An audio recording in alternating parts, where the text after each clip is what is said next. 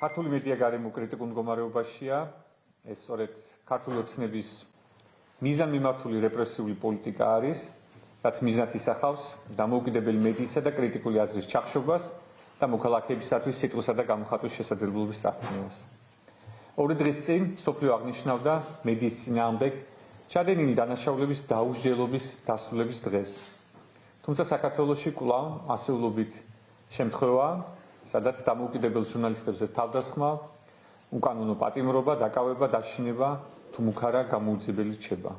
უფრო მეტიც, ყოველდღიურად ხედავთ ჟურნალისტების წინააღმდეგ მათი თავდასხმას, დაპატიმრებას თუ მათი უფლებების უხეშ დარღვევას. გუშინ ჩვენი კოლეგა და მეგობარი ნინია კაკაბაძე დააკავეს, როცა ის პროფესიულ მოვალეობას ასრულებდა. ესაც მორიგი ნათელი მაგალითია იმისა, როგორც ცდილობს ქართული ოცნება დამოუკიდებელი ხმის ჩახშობას. თავისუფლება და სოლიდარობა უპირველეს ყოვლისა მზია ამაღლობელს. ხელისუფლების მიმტაცებელი სამწუხაროდ ჩვენს ქვეყანაში განაგრძობს ბრძოლას მედიის წინააღმდეგ. ამ არაკონსტიტუციური საქმიანობაში აქტიურად გამოიყენება მედიის წევრების წინააღმდეგ როგორც ფიზიკური, ასევე ფსიქოლოგიური და ფინანსური ძალადობა.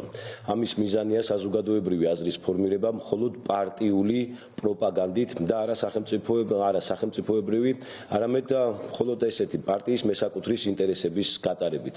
მედიას ებრძვიან პირდაპირი და ჰიბრიდული მეთოდებით. დღემდე არავინ აიდენტიფიცირებული და პასუხისგებაში მიცემული მედიის წარმომადგენლების ფიზიკური განადგურების მცდელობის ფაქტზე.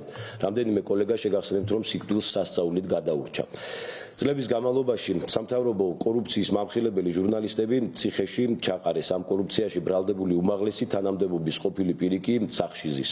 სიტყვის თავისუფლების დაკარგვა პირდაპირ უდრის კონსტიტუციით გარანტირებული თავისუფლებების დაკარგვას. ქართული მედია არის მიტაცებული და ქართული მედია არის მოთმინიერების რეჟიმში. ყოველ შემთხვევაში ასე უნდა ბიძინა ივანიშვილს, ასე უნდა ქართულ ოცნებას და ამას უწევს წინააღმდეგობას ქართული მედია, ის კრიტიკული შინაარსის მქონე არხები, ის კრიტიკული შინაარსის მქონე ონლაინ მედია საშუალებები, რომლებიც ცდილობენ, რომ მიაწოდონ მართლა აი ასეთ რთულ და საკმაოდ დრამატულ პირობებში ინფორმაცია დაბალანსებულად და მიუკერძოებლად ჩვენ საზოგადოებას.